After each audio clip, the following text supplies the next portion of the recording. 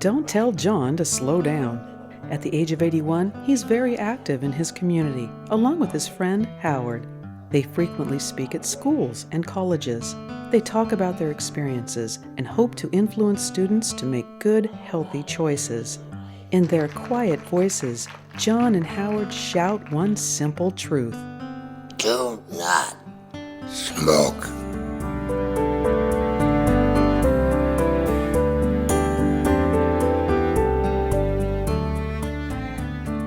John started smoking when he was a kid. He was addicted to cigarettes by the 6th grade.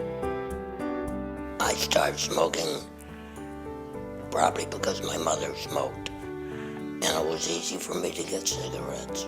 It was a cool thing for kids to smoke in those days, and it wasn't illegal, and nobody saw anything wrong with it. For example, I would go to a movie on Saturday morning to watch cartoon shows, and this was made up of primarily kids my age, 8 to 12 years old. The theater was so filled with smoke you could hardly see the screen, and yet the parents and the kids saw nothing wrong with this.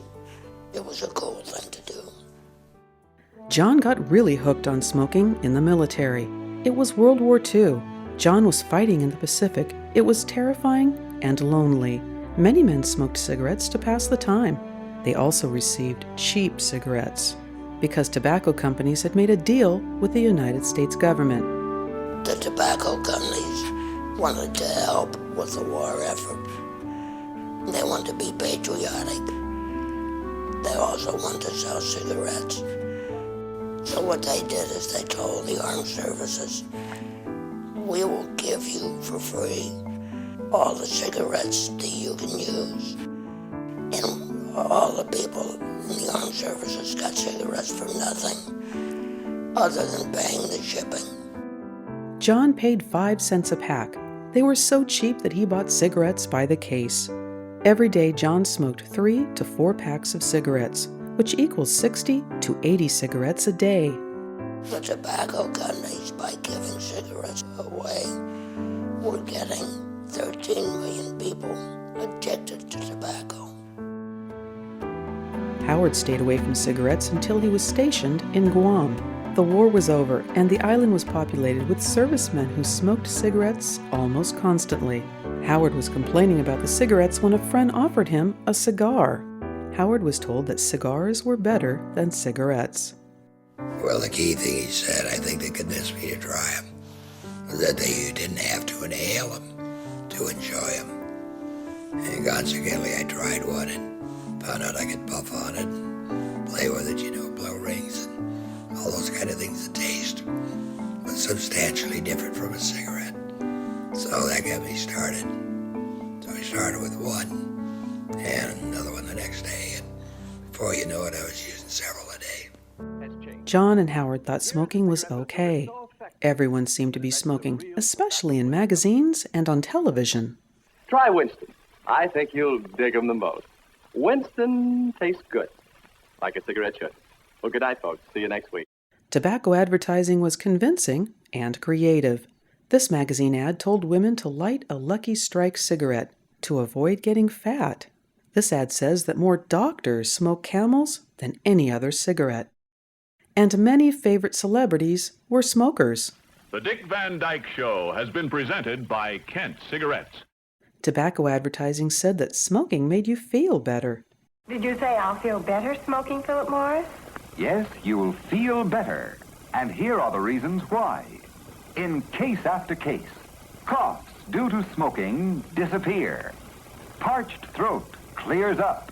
That stale, smoked-out feeling vanishes. That is wonderful. Well, that's crazy. Here's a commercial with America's favorite funny couple selling cigarettes to their audience. Thank you. Lucy, you're so good to me. You see how easy it is to keep a man happy? Why not give your husband a carton of Philip Morris cigarettes? Smart move. Even cartoon characters kids loved were lighting up. Winston tastes good like a cigarette should. In 1970, cigarette commercials were banned from television. But 20 years of advertising was hard to rewind. With all of these messages saying smoking was good, Howard and John thought smoking was not a big deal. But it was all a big lie.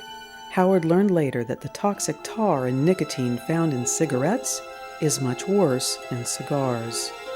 Every cigar he smoked was equal to a pack of cigarettes. He smoked 5 cigars a day, which was equal to 5 packs of cigarettes a day. After 40 years of smoking, John and his wife reached a breaking point. He was driving while smoking when the hot tip of his cigarette fell off. It burned his leg, put a hole in the seat, and he nearly crashed the car. His wife was fed up. She said, "You're smoking too much." She says, "I think it's bad for your health. You're coughing too much." She says, "We've got burn holes in all of our furniture." She says, the drapes smell so bad that they need cleaned. I'm embarrassed to invite anybody into our house that smells so bad of cigarettes. You've lit our bed on fire 3 times. I may not be able to convince you to stop using tobacco, but if you don't stop using it in the house, I won't be in the house anymore. It wasn't easy, but John quit. However, for many years, John inhaled carcinogens of all kinds. As he smoked a cigarette, chemicals such as benzene, arsenic, and ammonia passed over his vocal cords, also known as the larynx. Years later, because of smoking, John's doctor found a tumor on his larynx. Howard smoked cigars for 2 decades and then quit. Once again, the damage was done. 20 years after quitting, Howard had surgery to remove a tumor on his larynx.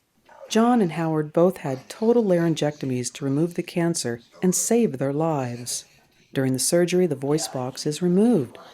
The windpipe no longer connects with the nose and mouth. It is brought through the skin of the neck and becomes a breathing hole called a stoma.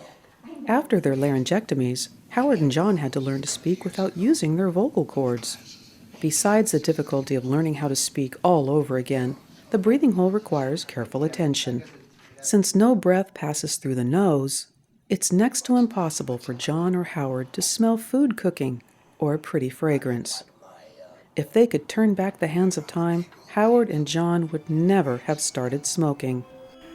Looking back, and if I tried to add it all up, and forgetting about the medical problems I've had because of smoking, just buying cigarettes and paying for them, I probably spent $100,000 on cigarettes.